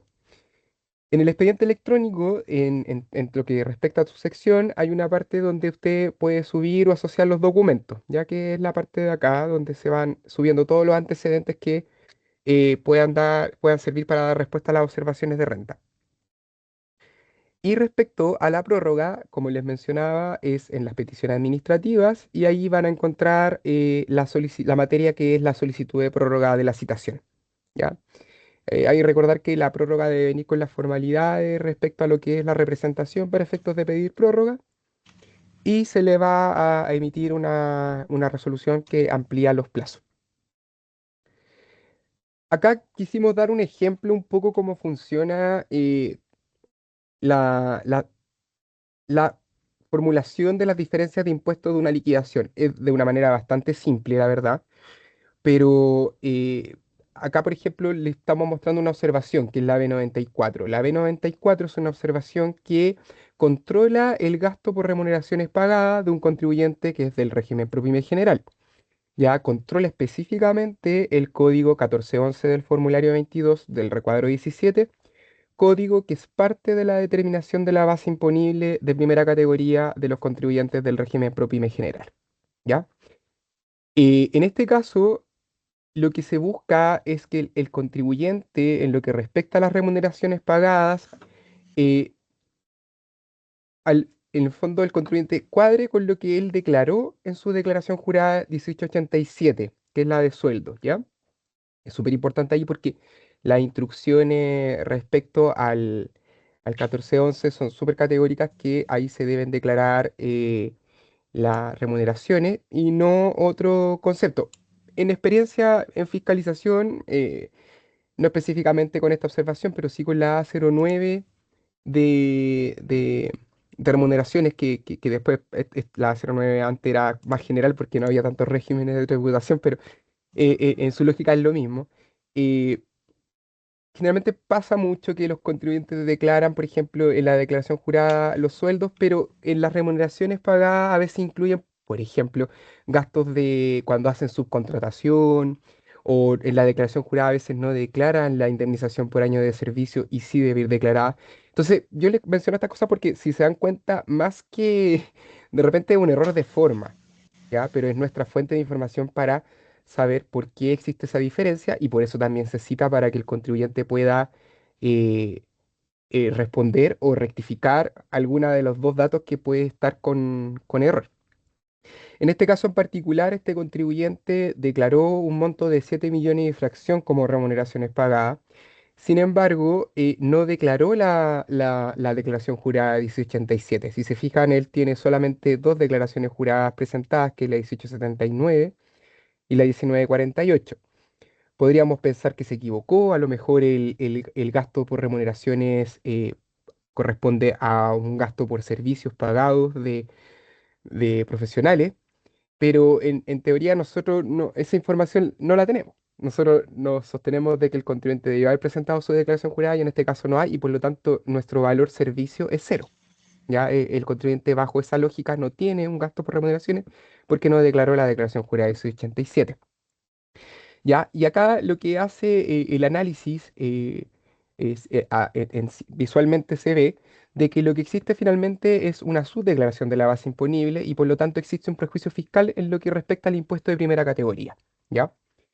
Si vamos a ver la carta de la liquidación como tal, en este caso, por ejemplo, la declaración de renta informaba que el contribuyente tenía una pérdida tributaria, ¿ya? Y por lo tanto, una pérdida tributaria de 446, y por lo tanto, esta diferencia, que son los 7.057.000, es la que se ajusta y por lo tanto determina una base imponible de 6.611.000.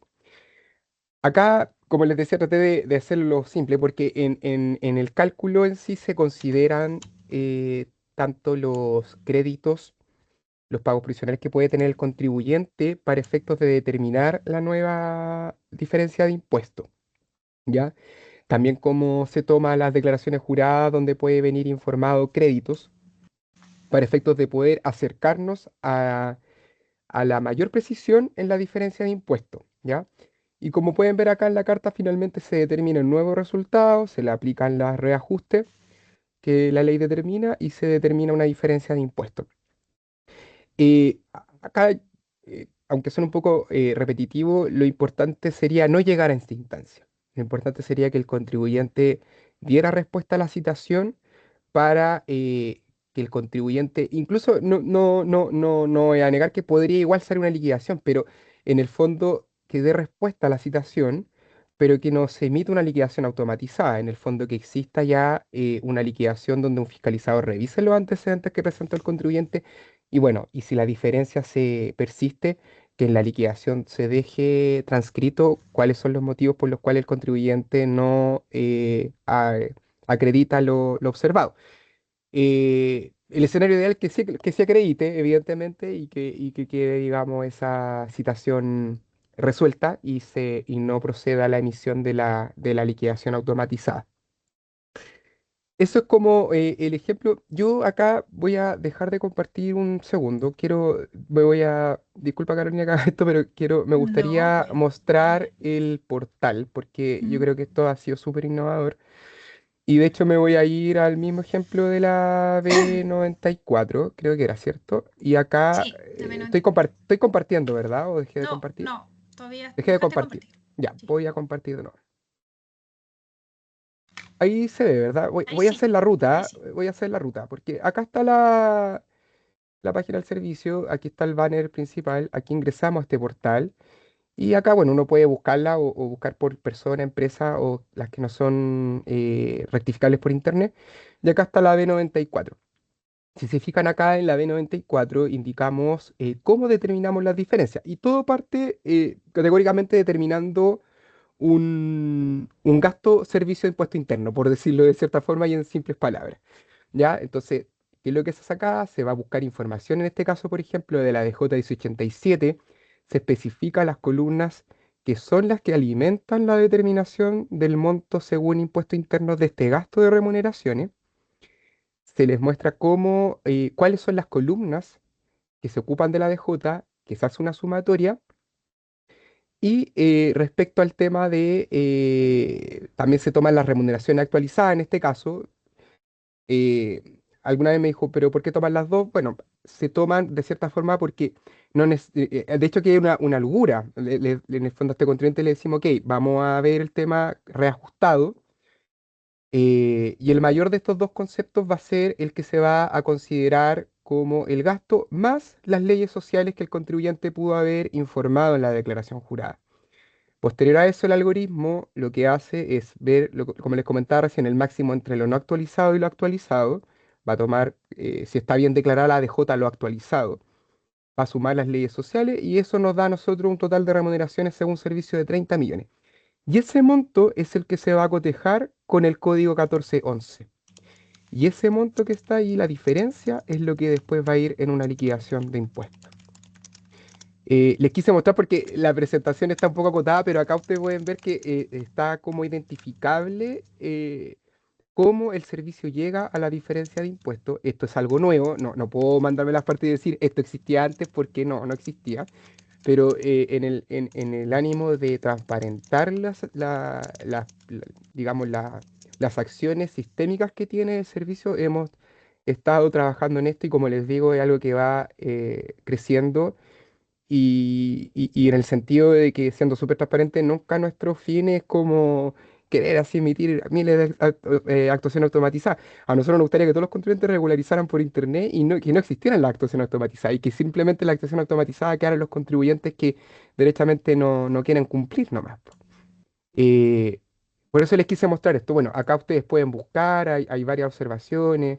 Está la F51 también, que es bien eh, recurrente a veces y bastante misteriosa para algunos. Pero acá tratamos de ser súper transparentes, acá no hay una diferencia, pero hay cosas que van ocurriendo en el contribuyente que hacen que se haga esa observación F51 y que categóricamente el contribuyente tiene que ir a la oficina y acreditar con algunos antecedentes los riesgos que podrían existir en este contribuyente. Eso quise complementar un poquito para poder que se entienda más conjuntamente todo el proceso. Sí, perfecto. Sí, muchas gracias Mauricio, muchas gracias Carolina. La verdad que ha sido un excelente taller de difusión de cómo cuando se equivocan los contadores, creo, de hacer una renta, de hacer una declaración jurada, todo lo que implica evidentemente este proceso de revisión que tiene el Servicio de Impuesto Interno, que tiene que conciliar y tiene que coincidir toda la información que tiene el servicio, ¿no? Entonces, y antes de cerrar, vamos a revisar algunas preguntas, pero hay una sola que creo que Carolina incluso la respondió, ¿no? Dice, tengo una duda, dice María Soledad, en relación al portal que menciona, es que busqué otra observación, pero no aparece. ¿Será que tan solo algunas observaciones o estaré buscando mal al digitar la observación? Entonces, Carolina responde que el portal está complementando con la totalidad de las observaciones. Por ahora tiene las más masivas o recurrentes, ¿cierto? Y relevantes en números observados. ¿Ok? Ok. Mario, para complementar, igual si sí, puede que me dejen la observación, porque en teoría en el portal yo lo que les mostré, como bien dijo Mario, son las más, o sea, Carolina, son las más recurrentes y son las sí, que tenemos como en un lenguaje coloquial o más entendible sí, que poner un algoritmo. Pero debiesen estar en el portal todas las guías de ayuda. De hecho, las guías de Sí, ayuda, las históricas, las antiguas, esas están que todas, esas están todas. esas están todas. Que a veces, claro, no, insisto, quiero vender bien el producto nuevo porque el Sí, antiguo, claro, de repente es difícil de entender, pero sí, sí, están, ya sí. existen. La guía Eh, clásica, donde te decía, en esto consiste la observación y estos antecedentes tienes que presentar en la oficina, esas están.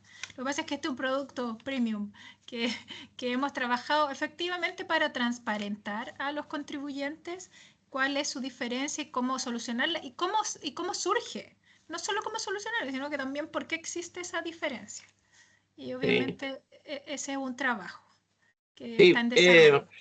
ok, mira, yo tengo una pregunta que es bastante recurrente tú sabes que las personas naturales por obtener la devolución de impuestos los primeros días de abril, yo diría los primeros días de abril llegan, le ponen enter a la renta que tiene el servicio de impuestos internos y luego las empresas empiezan a rectificar la de J1867, la 1879, la 1948 sobre dividendos, etcétera, etcétera. Entonces, la pregunta es, ¿no será mejor que el global complementario se declare después de las rentas de las empresas? Yo siempre he escuchado que en la práctica sería ideal que las personas naturales presenten su declaración en el mes de mayo, definitivamente, para evitar la cantidad de observaciones, me imagino yo, ¿no es cierto? Sí, Mario, ahí después voy a dejar a Mauricio si quiere complementar, pero como departamento y como subdirección también tenemos una mesa técnica con los colegios de contadores, ¿ya? Sí. Por lo menos con los 3 colegios más grandes tenemos una mesa que es mensual, la tenemos a cargo nosotros y nos juntamos todos los meses, con acta de por medio, no obstante que después igual cada uno puede presentar sus recursos, les digo yo, nos juntamos todos los meses y tenemos una muy buena relación, donde vamos, además ellos nos van levantando las alertas. Ya hace varios años que lo primero que hicimos Carolina, fue... disculpa que Sí, te interrumpa, que me están alguien de acá. Voy a salir menos de 30 segundos. sí, sí. Ya, lo primero que que hicimos con ellos ya hace 4 años más o menos fue definir los plazos de las declaraciones juradas. Por también, Mario, por un poco lo que tú dices, de repente teníamos algunas declaraciones juradas que eran necesarias que se presentaran de forma previa, ¿cierto?, a la declaración de renta, porque lo que nos pasaba es que se presentaban al mismo tiempo y no había capacidad para poder corregir, ¿cierto?, la declaración y la renta quedaba observada. Entonces, si ustedes se fijan, estiramos harto los plazos un poquito para adelante, lo que más pudimos, en acuerdo con los colegios también, porque obviamente lo impactamos a ellos y les pedimos los plazos mucho antes, ¿cierto? Entonces ya, ¿qué plazos podemos establecer de las declaraciones juradas para que exista una información y un tiempo para que los contribuyentes puedan corregir también sus declaraciones juradas y eso ayude a una mejor declaración de renta o una mejor propuesta de parte nuestra también, ¿ya? Y eso es un trabajo permanente. Ahora publicamos, creo que la semana pasada, la resolución de fechas de las declaraciones juradas. Entonces, todos los años lo revisamos qué plazos podemos ajustar un poco para adelante o para después, de forma tal que la declaración de renta sea mejor, con menos errores. Pero hay algunos plazos que por supuesto legales, como el plazo de la declaración de renta. Y ahí el encargo lo tienen los colegios de contadores que todos los años van al Congreso a pedir los cambios. Pero bueno, ustedes saben que nosotros tenemos que tomar los plazos legales que tiene la declaración. Pero sí, pareciera ser por cómo trabaja nuestro sistema y cómo trabaja, por supuesto, las propuestas del servicio, que sería bueno que hubieran plazos distintos para algunas declaraciones, por el impacto que ello tiene.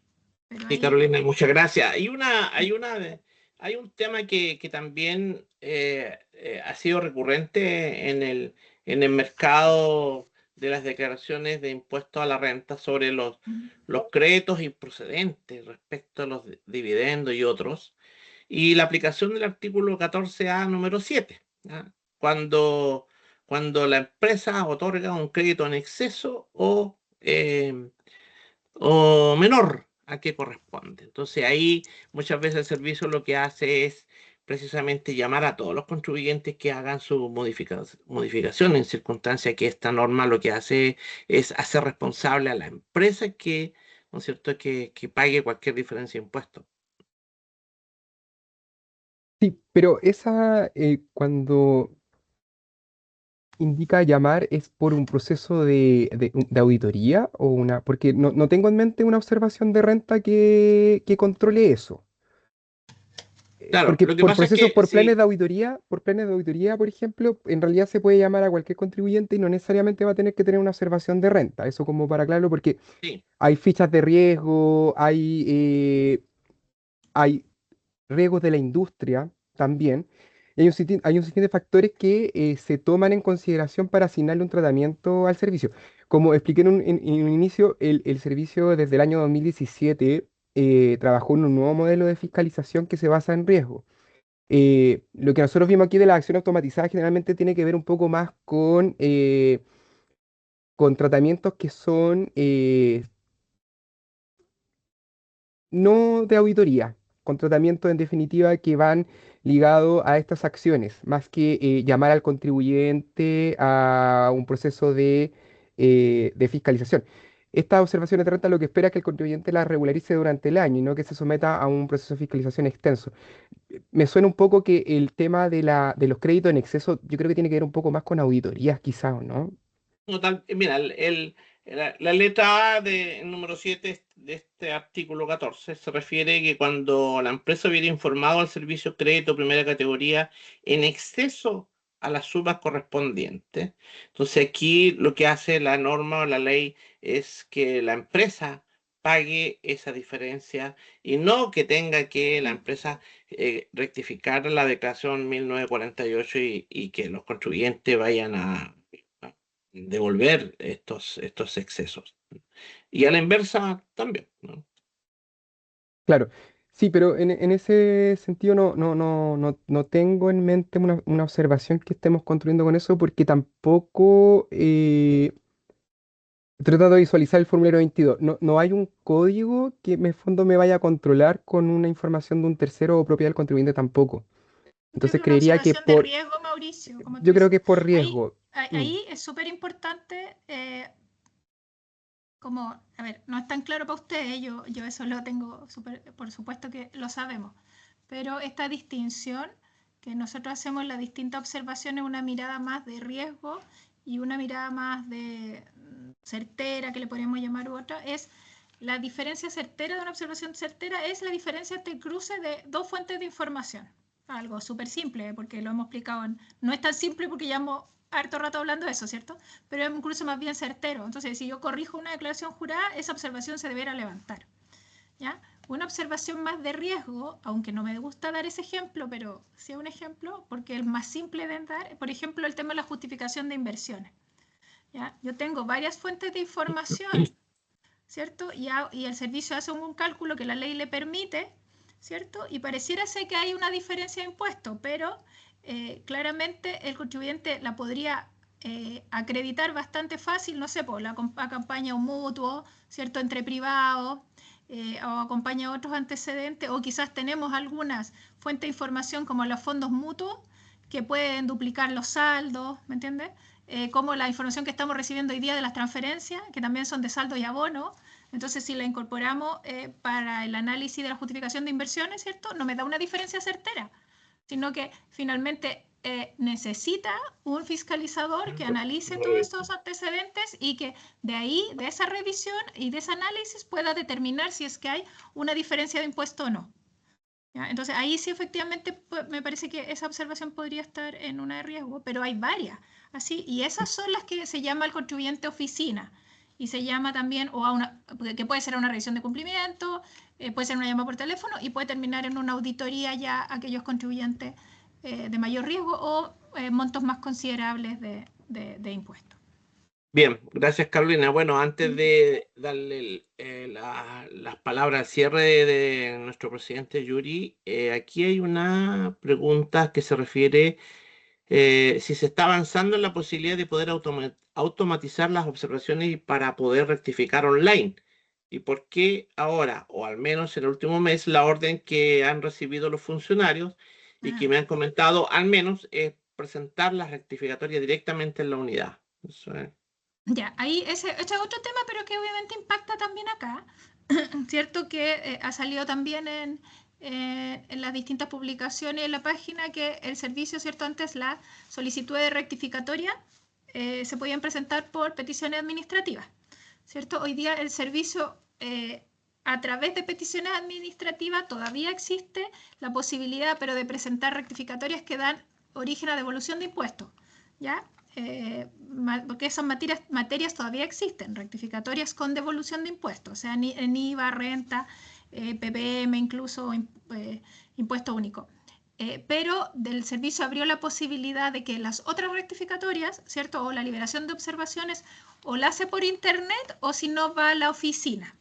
¿Ya? Eso es lo que existe hoy día. Pero siempre está la alternativa que por CISPAD o por petición administrativa, si da lugar a devolución de impuestos, la presente por ahí, o si no vaya a la oficina, o por internet, claro, pero efectivamente hay restricciones en algunos casos por internet, pero sí estamos trabajando en una alternativa futura que también ojalá permita alguna actuación telemática con un funcionario. Así que para Isaías, me parece que el que preguntó, sí estamos avanzando en otras soluciones. Perfecto, perfecto. María Soledad Ronda tiene una pregunta y tiene la mano levantada. Hola, buenas tardes. Primero que nada, darle las gracias por toda la información que han proporcionado. Pero tengo una duda. Lo que pasa es que, bueno, a mí me pasó un caso muy particular que nos observaron un montón de IVAs y resulta que todos esos formularios 29 estaban justificados en el fondo, o sea, todo se justificaba y eso generó un efecto indeseado, que fue que a la sociedad se le hizo un cambio de sujeto, siendo que todos los formularios el contribuyente los había presentado en tiempo y forma y estaba justificada las diferencias, solo que esas diferencias empezaron a aparecer en marzo de este año. Y resulta que producto de eso, automáticamente, por ese sistema de automatización, nos llevaron a la sociedad a ese lugar donde no queremos estar, que es que nos retengan el IVA. Entonces, ahí, ¿qué acciones son las que están tomando ustedes así como para solucionar eso? Porque en el fondo es como castigar a un contribuyente que en realidad sí está cumpliendo con su obligación. Eso era. Gracias. Ya, gracias María Soledad por tocar el tema. Bueno, y ahí después dejo a Mauricio también si me quiere complementar, pero a rasgos bien generales, en materia de IVA, ¿cierto? Nosotros también utilizamos automatización, ¿cierto? Sabemos que somos uno de los pocos países que hacemos propuestas de declaración de impuesto al valor agregado. Y del año 2018, además, tenemos un cambio de sujeto por incumplimiento. ¿Ya? Porque ustedes saben que existen los cambios de sujeto por segmento, la harina, la carne, los berries, que es un segmento que podríamos decir que es más complejo o de difícil fiscalización el segmento en sí. ¿Ya? Pero este cambio de sujeto por incumplimiento desde el 2018 lo que considera son incumplimientos del contribuyente respecto principalmente de su IVA, ciertos incumplimientos más bien de magnitud, ¿ya? No presentación de las declaraciones de impuestos, cierto, subdeclaración, pero también en los últimos años, a raíz de la estrategia del servicio de los contribuyentes agresivos, también se han incorporado, cierto, dentro de los incumplimientos también contribuyentes que tengan operaciones, por ejemplo, con contribuyentes agresivos. Entonces, cumpliendo con esos criterios de incumplimiento, el servicio 2 veces al año dicta una resolución de cambio de sujeto y establece en la nómina semestral qué contribuyentes van a ser sujetos este cambio sujeto, valga la redundancia, ¿cierto? Tanto las dos caras, digamos, ¿cierto? En el caso del comprador y el vendedor, ¿ya?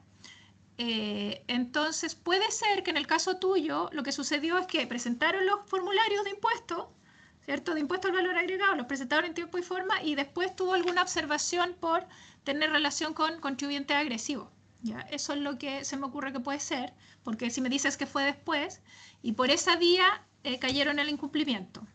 ¿Ya? Esos conceptos el servicio también ha trabajado en transparentarlos más y, por ejemplo, además de enviando correo, tú también en el registro de compra-venta te va a aparecer cuáles son las facturas que pudieran tener problemas. También respecto de algunas, esto aparece y lo puedes revisar. Y o si no, bueno, una petición administrativa también siempre, hay una petición administrativa específicamente para temas de contribuyente agresivo y la solución de esa observación. ¿Ya? Y o si no, cualquier cosa siempre está a la puerta nos puede levantar la temática, en eso yo no tengo problema, así que quedan también con nuestros contactos para eso. Mauricio, no sé si quieres complementar. Sí, pero un poco dar la vuelta en lo mismo que comentabas, Carolina, porque el cambio de sujeto, como bien menciona Carolina, tiene que ver un poco con riesgo. Entonces, por ejemplo,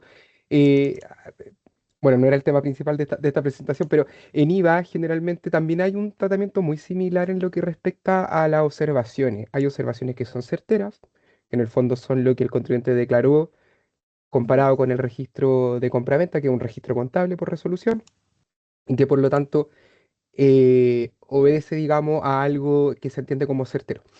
Y también hay observaciones que son de riesgo en IVA. Y esas no necesariamente podríamos averiguar un poquito más porque no es mi expertise el tema, otro colega que lo ve, pero en definitiva, esas observaciones de riesgo no sé si como tal aparecen en la consulta CIF-M. De hecho, me atrevería a decir que esas observaciones CIF-M generalmente son más certeras que de riesgo.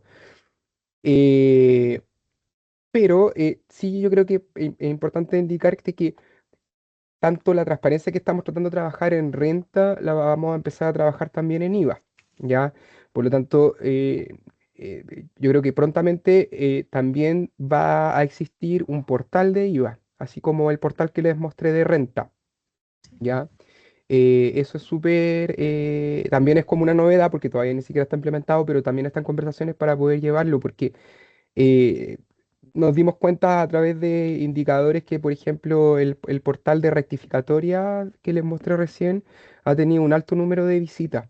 Y yo recién hace poquito estuve revisando los números como de reprocesos donde se han ido liberando observaciones y hay un efecto bastante positivo. Si uno compara los observados con años anteriores, igual ha habido una disminución. Entonces, sabemos que evidentemente no todos los contribuyentes son iguales, pero hay un grupo de contribuyentes que siempre quiere cumplir y que lo que le falta es material para hacerlo, ¿ya? Entonces, ese es nuestro foco hoy. Queremos en el fondo asistir al contribuyente que quiere cumplir y ya emitir estas actuaciones automatizadas que vimos a los que ya derechamente no quieren cumplir. Ok. Gracias, Mauricio. Gracias, Carolina. Bueno, estamos pasadito la hora y las preguntas ya se han terminado. Por lo tanto, Yuri, te doy la palabra para el cierre. Muchas gracias, Mario. Bueno, por supuesto, reiterar el agradecimiento a Carolina y a Mauricio por esta charla, por esta exposición y por aclarar varios puntos y preguntas que estaban en el ambiente y que aquí se formularon. Desde ese punto de vista, yo creo que la charla cumplió absolutamente el objetivo que estaba planteado, pero a partir de la charla también a uno le surgen varias reflexiones, que no son preguntas ni nada, solo reflexión en voz alta, digamos, que tiene que ver con que varias veces se mencionaron las observaciones y desde el punto de vista técnico, solo técnico, yo no tengo claro si esté definida la naturaleza técnica de las observaciones. ¿En qué sentido? En que si uno ve las observaciones con que nace el proceso, que aluden a los riesgos de los contribuyentes y son preventivas, indicativas para que rectifique errores, etcétera, perfecto, pero en el camino esas mismas observaciones, si entendí bien, producto de la conducta del contribuyente, por ejemplo, que no asista a ningún requerimiento, se pueden transformar en motivos de actos administrativos. Entonces, si uno se pregunta cuál es la naturaleza de esa observación, primero puede ser una recomendación preventiva, pero la misma observación, no sé, un mes, 3 meses después, es un fundamento de algo, es un motivo técnico que justifica un acto administrativo. Entonces, esa evolución de verdad no queda del todo claro. Segundo, que las observaciones se pueden ir modificando, si entendí bien, tanto en los años como en el contenido, en la nomenclatura, en qué refleja o no refleja una observación. Por lo tanto, para los usuarios del sistema se torna un poquito más complejo entender cuando hablamos de la A09, estamos hablando de la A09 del 2022 o del 2025 y qué significa detrás de esa A09. Entonces son cuestiones prácticas. Tercero, que el Servicio de Impuestos Internos es vanguardia y reconocido internacionalmente en estas materias, a nivel interamericano, incluso a nivel europeo y otros países. Por lo tanto, ese es un trabajo tremendamente loable que se está realizando. ¿Cuál es el punto? Y aquí se me van a caer los años, digamos. Los que son más antiguos recordarán los vehículos que tenían puntos ciegos en los espejos laterales, que constituían una dificultad para la conducción. Los puntos ciegos del sistema tributario también se van generando de manera indirecta, sin que nadie los busque. Y dentro de las labores del instituto es poner cierta mirada, hacer un punto de vista razonable respecto a ciertos puntos ciegos que a cualquiera se nos pueden pasar. Y entonces este tema del uso de algoritmos, por lo menos a nivel comparado, está despertando muchísima inquietud y preocupación respecto de varios efectos indirectos, nunca intencionales. Los sesgos, la opacidad, la masividad absoluta que tienen estos procesos, que tiene su lado positivo, pero también tiene su lado que hay que darle una segunda vuelta. Entonces, yo creo que esta como primera charla es tremendamente positiva y destacable, pero también levanta ciertas preocupaciones, ¿ya? Ciertas preocupaciones, que los riesgos se transformen en fundamentos. Estoy hablando de las observaciones. Y prueba de eso es la cantidad de inversión que hace la institución de hace un par de décadas en estos sistemas. Y cuando uno habla de un sistema, en realidad aquí está hablando de un proceso. El ingreso del proceso son los datos. Y la salida de ese proceso son el producto que ustedes usan, y está muy bien que lo usen. Pero cómo eso puede generar efecto indirecto es la preocupación que uno a veces trata de plantear lealmente. Solo eso. Nuevamente, muchas gracias a los expositores, a los asistentes, y los dejamos cordialmente invitados para unas siguientes actividades. Muchas gracias. Gracias, Yuri, por la invitación y a todos por la participación y por la atención en la exposición. Y gracias.